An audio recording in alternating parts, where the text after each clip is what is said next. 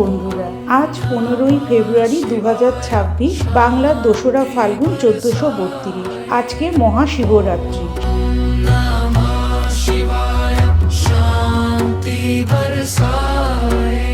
সেই উপলক্ষে আমরা পৌঁছে গিয়েছিলাম হাওড়ার বালি অঞ্চলের এক প্রাচীন ও পরম পবিত্র তীর্থক্ষেত্র কল্যাণেশ্বর শিব মন্দির।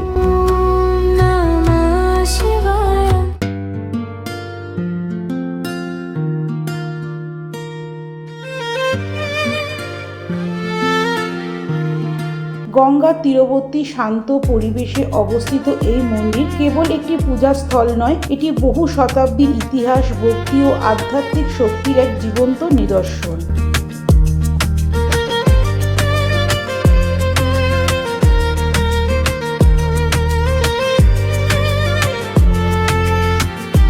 লোককথা ও প্রাচীন জনশ্রুতি অনুসারে কল্যাণেশ্বর শিবের আরাধনা এই অঞ্চলের বহু প্রাচীনকাল থেকেই প্রচলিত।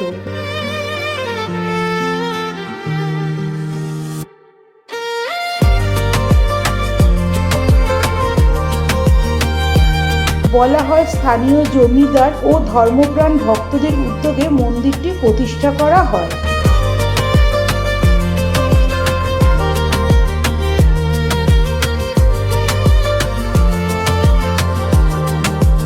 কল্যাণেশ্বর নামের মধ্যেই নিহিত রয়েছে আশীর্বাদের বার্তা। কল্যাণ অর্থাৎ মঙ্গল, শান্তি ও সমৃদ্ধি। ভক্তদের বিশ্বাস এখানে মহাদেব কল্যাণের রূপে বিরাজমান, সকলের মনোবাসনা পূর্ণ করে।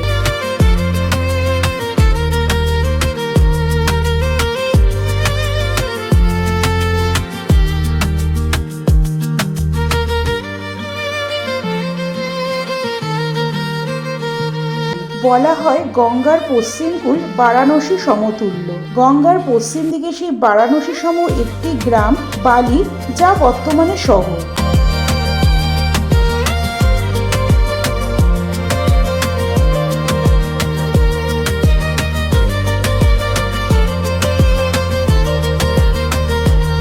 আজ থেকে প্রায় 600-700 বছর পূর্বে হাওড়া জেলার প্রাচীন এই গ্রামে প্রকাশিত হয়েছিলেন স্বয়ম্ভু শিব, শ্রী শ্রী কল্যাণেশ্বর।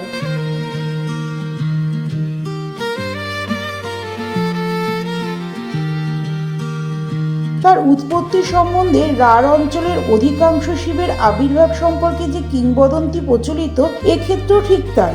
এই অঞ্চল তখন ছিল ঘন অরণ্যে আবৃত। কথিত আছে সেই সময় রাজার অনেকগুলি গাভী ছিল। সেই গাভীগুলি কয়েকদিন ধরেই লক্ষ্য করা যাচ্ছিল আর দুধ দিচ্ছিল না। তখন খোঁজ নিয়ে দেখা যায় সেই গাভী গভীর রাতে ঘন বেদবনের মধ্যে একটি শিলাখণ্ডের উপর অঝরে দুগ্ধ বর্ষণ করছে। তাই পরের দিন ওই গাভী আর দুধ দিতে পারছে না।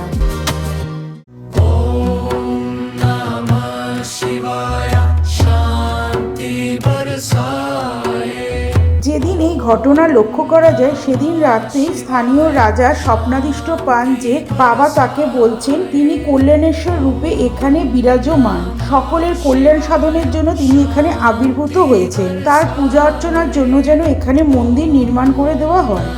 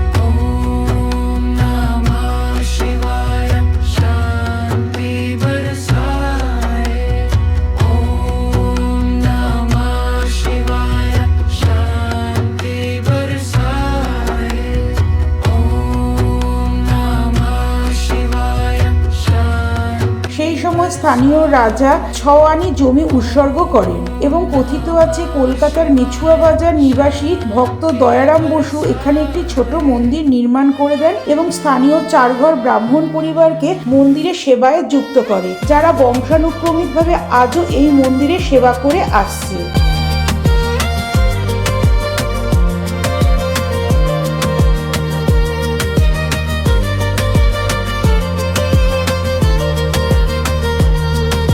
কালের চক্রে এই মন্দির ধ্বংসাবশেষে পরিণত হয়েছিল। বর্তমানে নতুন করে এই মন্দির আবার গড়ে তোলা হয়েছে।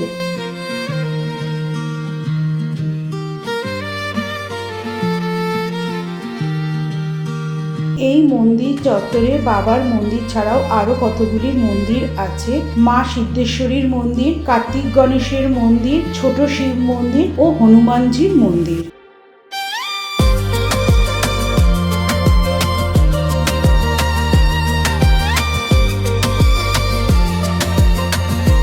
এই মন্দির সংলগ্ন রয়েছে শ্রী শ্রী সিদ্ধেশ্বরী মাতার মন্দির। শোনা যায় এই মন্দির বিবেকানন্দ স্থাপন করেছিলেন। অপূর্ব মায়ের রূপ, সেই মন্দিরে বসে কিছুক্ষণ সময় কাটালে সত্যি মন ভরে যায়।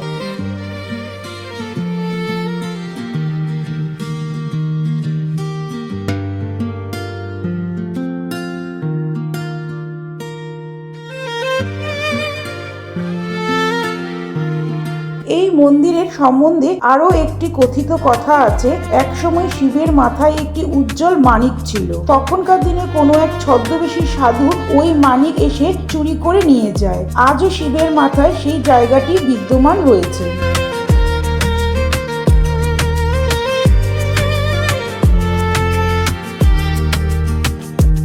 আমরা শিব চতুর্দশীতে গিয়েছিলাম, তাই প্রচুর ভক্তগণ বাবার মাথায় জল ঢালবার জন্য অপেক্ষা করছিল।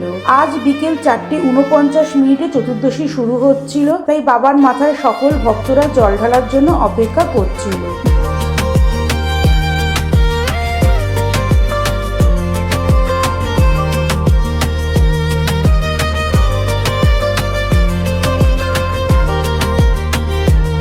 স্বয়ং শ্রী রামকৃষ্ণদেব এখানে বহুবার এসেছিলেন এবং বাবার পূজার্চনা করেছিলেন, এবং মা শারদা ও স্বামী বিবেকানন্দ মাঝে মাঝে এই মন্দিরে আসতেন।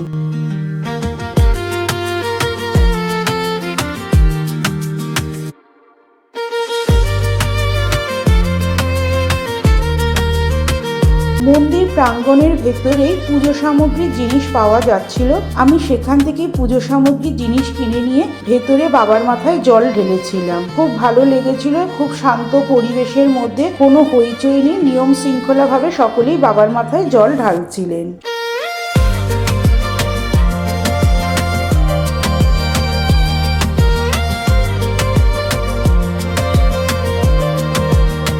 শিয়ালদা থেকে ডানকুনি বা বালুইপাড়ার লোকালে করে আপনারা বালিঘাট স্টেশনে এসে সেখান থেকে টোটো বা অটো করে সহজেই মন্দিরে চলে আসতে পারেন। এছাড়া হাওড়া থেকে ট্রেনে বালি এসে সেখান থেকেও মন্দিরে আসতে পারেন। যদি বাসে বা আসতে চান তাহলে হাওড়া থেকে অনেক বাস মন্দিরের সামনে পর্যন্ত আসে, আপনারা তাতে করেও এই মন্দিরে আসতে পারেন।